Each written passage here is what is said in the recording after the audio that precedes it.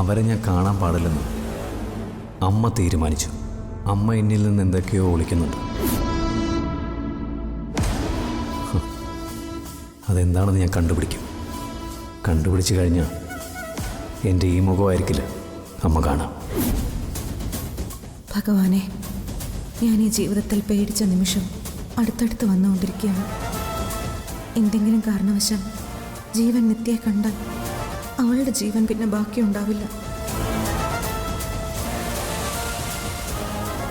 അവൻ അവളെ കാണുന്നതിന് മുൻപ് നിത്യയുടെ ജീവിതം ഒരു കരയ്ക്ക് എത്തിച്ചേ പറ്റൂ. എൻ്റെ മോളെ കാത്തോളണേ.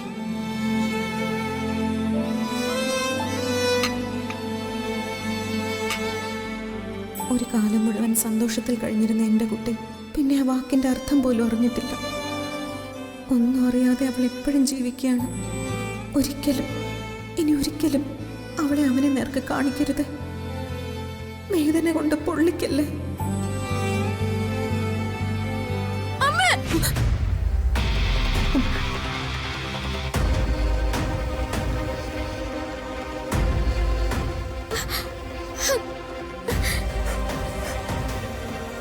എന്താ എന്താ മോളെ? അത് ദോശക്കല്ല് കൈ തട്ടി പൊള്ളിയിട്ടുണ്ട്.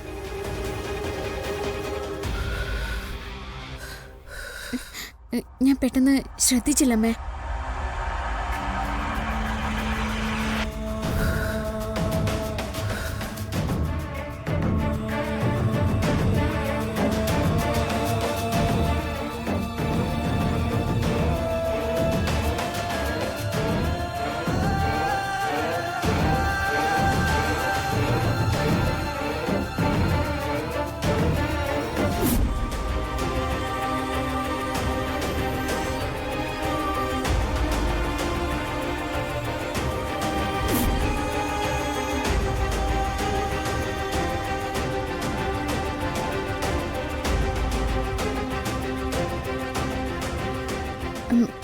കുറച്ച് നെയ്യ് എടുത്തിട്ടാ മതിയമ്മേ. അമ്മേ, അമ്മ എന്തീ ഓർത്ത് നിൽക്കുന്നേ?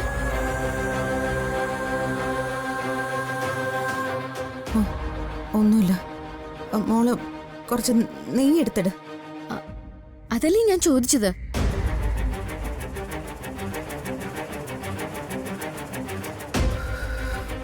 ഇത് ആപത്തിന്റെ സൂചനയാണ്. അതിന് സംശയമൊന്നുമില്ല. അവൻ വരും.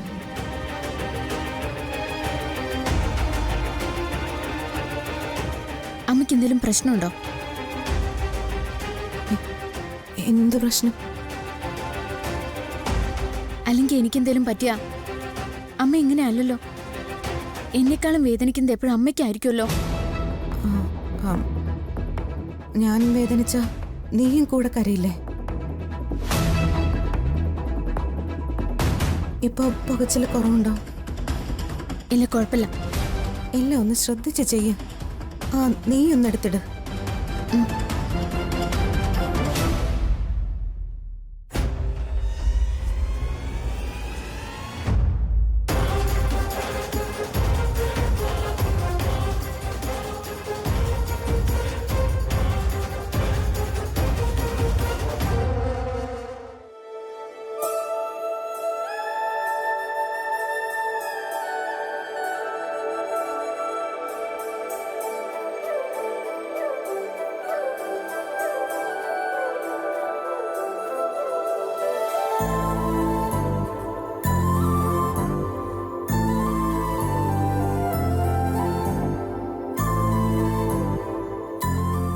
കുടുംബത്തിനും എന്റെ കുടുംബത്തിലെ അംഗങ്ങൾക്ക് ആർക്കും ഒരു കുഴപ്പമുണ്ടാവരുത്. മാനേജർ ഉണ്ടാക്കി വെച്ചിരിക്കുന്ന പ്രശ്നങ്ങളും എത്രയും പെട്ടെന്ന് പരിഹരിക്കാൻ സാധിക്കണേ. എന്റെ കുടുംബത്തിന്റെ നന്മയ്ക്ക് വേണ്ടി എത്ര വലിയ വ്രതം എടുക്കാനും എന്ത് വഴിപാട് നടത്താനും ഞാൻ ഒരുക്കാം.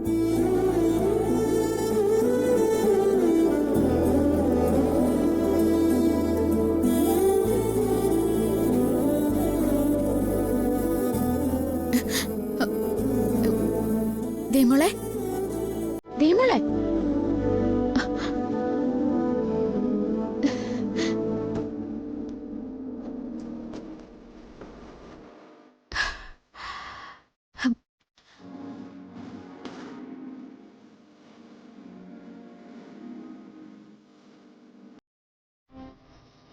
ഞാൻ നാഗരുടെ മുന്നിൽ തൊരാൻ പോയതാ വന്ദനമ്മേ.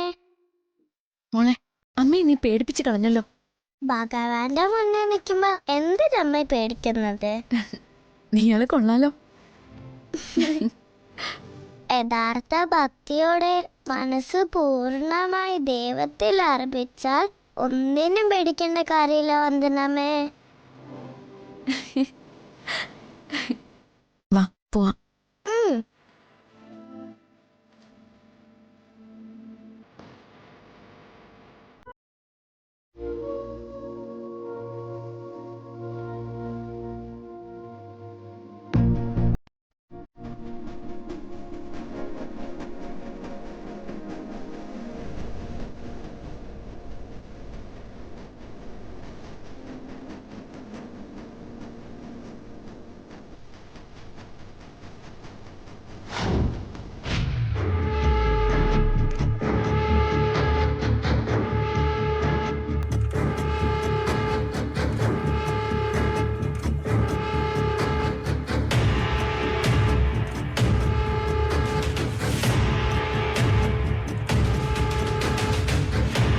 എന്താ വന്ദനമ്മേ?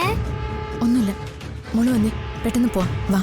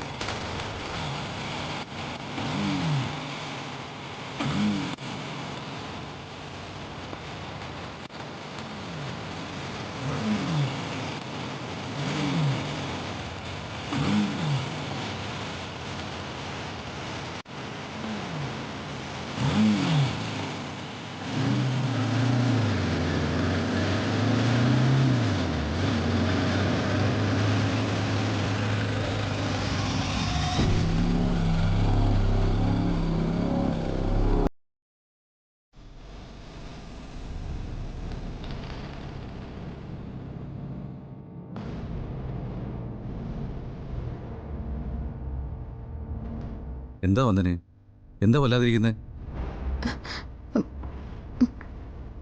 രാവിലെ വീട്ടിലിരുന്നപ്പോൾ മനസ്സിന് എന്തോ വല്ലാത്തൊരു ടെൻഷൻ തോന്നി. തൻ്റെ വീട്ടിൽ വിളിച്ചപ്പോൾ വന്ദന അമ്പലത്തിലേക്ക് പോയെന്ന് പറഞ്ഞു. അതാ ഒന്ന് കാണാമെന്ന് വെച്ചത്. വന്ദന ടെൻഷനാവണ്ട, വണ്ടിയിൽ കയറി, ഞാൻ കൊണ്ടുവിടാം.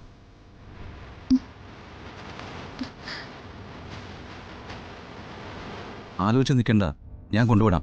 വാ വാ മോളെ. വാ.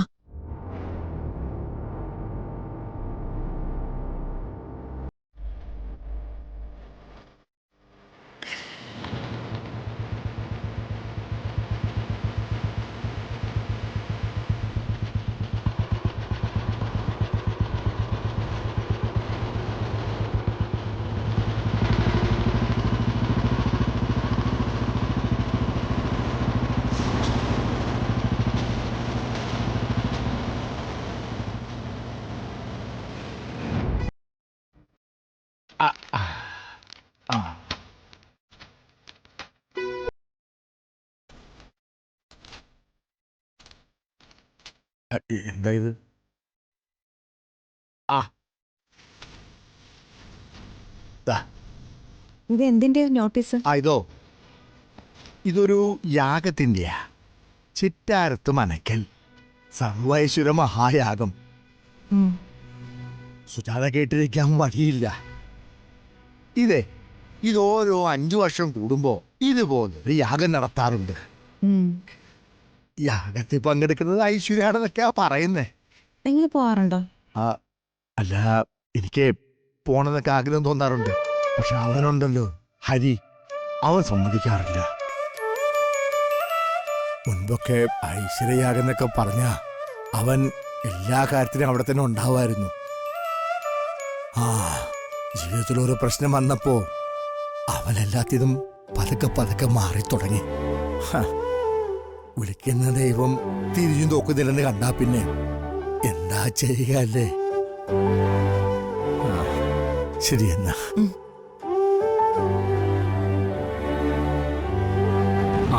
കൊള്ളാം, നന്നായിട്ടുണ്ട്. എവിടെ ഇരുന്നോട്ടെ.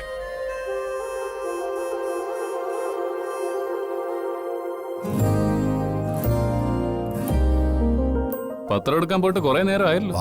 എനിക്കറിയാം അപ്പൂപ്പൻ എന്താ താമസിച്ചേന്ന്. എന്താ കാര്യം പറ. കല്യാണ പരീക്ഷ നോക്കാനല്ലേ ഇവിടെ വന്നിരുന്ന് നോക്കിയാ അച്ഛൻ ചീത്ത പറയുന്നോണ്ട്. നീ പോടി അവിടുന്ന്. കാന്താരി കല്യാണം കാര്യം. അതെ, ഇത് നീ ഒന്ന് നോക്കിയേ. നീ നോക്കിയേ കണ്ട. അല്ല, വലിച്ചെറിയാനല്ല പറഞ്ഞത്, നോക്കാനാ പറഞ്ഞത്. എടാ, കഴിഞ്ഞവണ ഈ യാഗം നടക്കുമ്പോഴേ ഒന്ന് പോയാലോ നിന്നോട് ഞാൻ ചോദിച്ചതാ. അപ്പം നീ അതങ്ങ് മുടക്കി. ഇത്തവണ എങ്ങനെയാ? അമ്മ വേറെ പണിയൊന്നുമില്ലേ? ഇല്ല. ഈ ഉത്സവവും അഭിഷേകവും യാഗവും ഒക്കെ ധാരാളം നടക്കുന്നുണ്ട്. അതുകൊണ്ട് നമ്മൾ എല്ലാത്തിനും ചെല്ലണമെന്ന് നിർബന്ധമൊന്നുമില്ല. ഇതും പറഞ്ഞു പോകുന്നുണ്ട്, കുഴപ്പമൊന്നുമില്ലല്ലോ. എനിക്ക് കുഴപ്പമുണ്ട്. എനിക്കിങ്ങനെ ഒരിടത്തും പോവാൻ താല്പര്യമില്ല. അതെ, അത് പോകുന്നില്ല എന്ന് പറഞ്ഞാൽ പോകുന്നില്ല. അമ്മ കൂടുതൽ സംസാരിക്കുന്നു വേണ്ട. ഷൂസ് പോലും എടുക്കാതെ അവള് ഇങ്ങോട്ട് മാറി നിൽക്കാം. രാവിലെ സമയവും പോകുന്നു. സംസാരിക്കാതിരിക്കാൻ ഞാൻ ഊമേ. എന്റെ ദേവി, അവന് നല്ല ബുദ്ധി തോന്നിച്ചോണ്ട് എന്നെ കൊണ്ടുവരിക്കണേ. ഞാൻ വന്ന് കാണാം.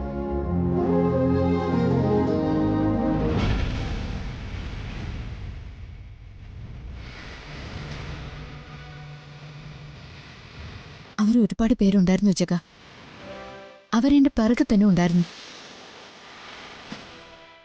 ജഗൻ വരുന്നത് കണ്ടപ്പോ അവരൊക്കെ വന്ദന സൂക്ഷിക്കേണ്ടിയിരിക്കുന്നു. തനിച്ച് പുറത്തിറങ്ങുമ്പോ പ്രത്യേകിച്ചും. എന്തൊക്കെയോ കുഴപ്പങ്ങളുണ്ട്. ജീവിക്കാൻ സമ്മതിക്കില്ല എന്ന് തന്നെ അവർ തീർച്ചപ്പെടുത്തിയിരിക്കുക. എന്റെ മാത്രമല്ലല്ലോ, ആർക്കാ എങ്ങനെ അപകടം വരുന്നതെന്ന് ഒന്നും പറയാൻ പറ്റില്ല.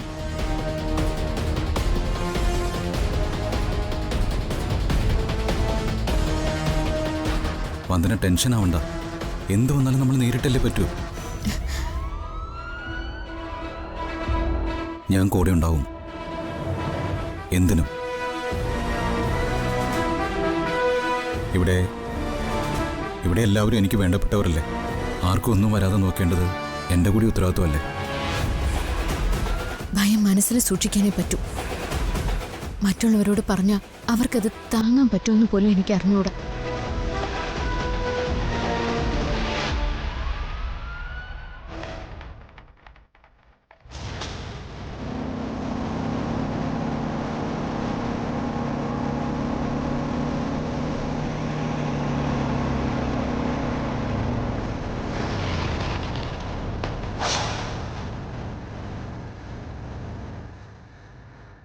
അയ്യോ, ദേ അവര്.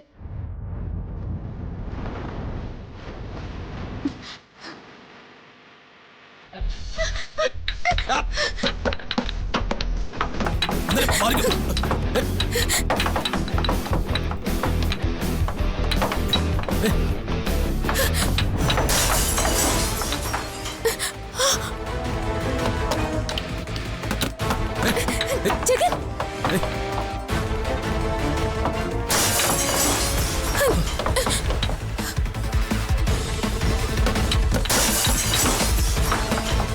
പേടിക്കണ്ട. എടാ,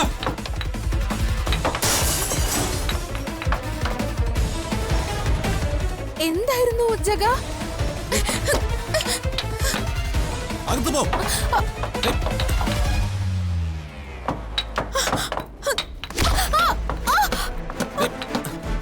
അയ്യോ, സുചിത്ര ജീ, അകത്ത് പോ.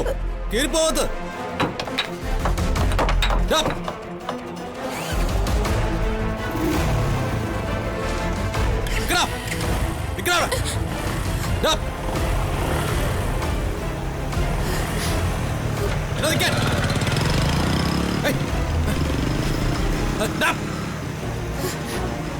ഈശ്വരാ.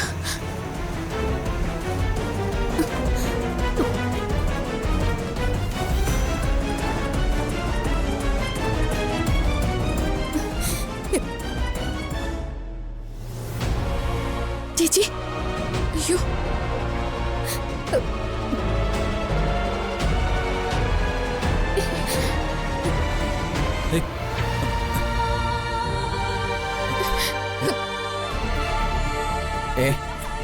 കുപ്പിച്ചില്ല, എന്താ അവിടെ ചില്ല് കിടക്കുന്നേ?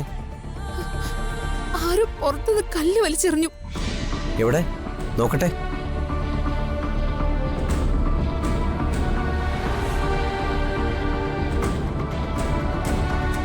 ഭാഗ്യം, ചെറിയ മുറിവേ ഉള്ളൂ. ഇതപ്പുറത്ത് ക്രിക്കറ്റ് കളിക്കാൻ വരുന്ന പിള്ളേരുടെ പണിയാ. ആ, അവന്മാരോട് ഇനി ഇവിടെ കളിക്കേണ്ടെന്ന് പലവട്ടം ഞാൻ പറഞ്ഞതാ. ചോദിക്കാതെ പറ്റില്ല. പ്രകാശേട്ടാ,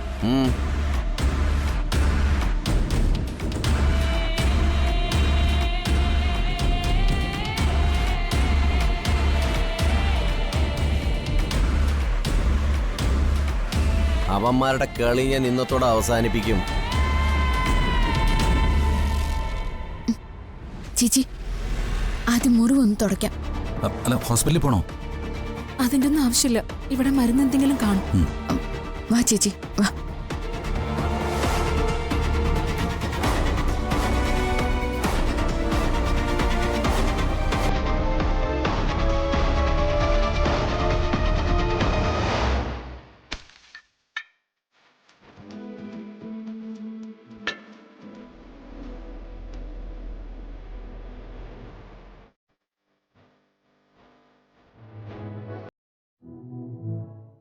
കഴിഞ്ഞില്ലേ ശരവണ?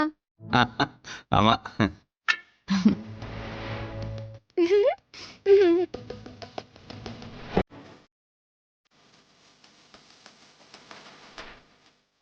നീ ആ ബലൂണും കൊണ്ടാണോ സ്കൂളിൽ പോകുന്നത്? അല്ല ടീച്ചറെ, ഞാൻ സ്കൂളിലേക്ക് പോവാ. കാറിൽ ഒരുമിച്ച് പോവാം. വേണ്ട, ഈ കാർ എപ്പോഴാ വഴിയിൽ കിടക്കുന്നതെന്ന് അറിയില്ലല്ലോ. നമുക്ക് നമ്മുടെ ഓട്ടോ തന്നെ മതി. കളിയാക്കൊന്നും വേണ്ട. ഈ കാർ ഒരിക്കലേ എന്നെ ചതിച്ചിട്ടുള്ളൂ. അന്ന് കഷ്ടകാലത്തിന് ടീച്ചർ എൻ്റെ കൂടെ ഉണ്ടായിപ്പോയി. ഞാൻ കൂടെ ഉണ്ടായത് കഷ്ടകാലാണെന്നാണോ?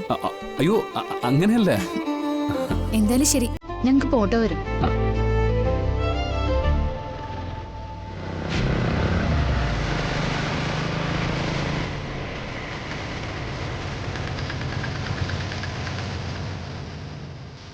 വാ മോനെ.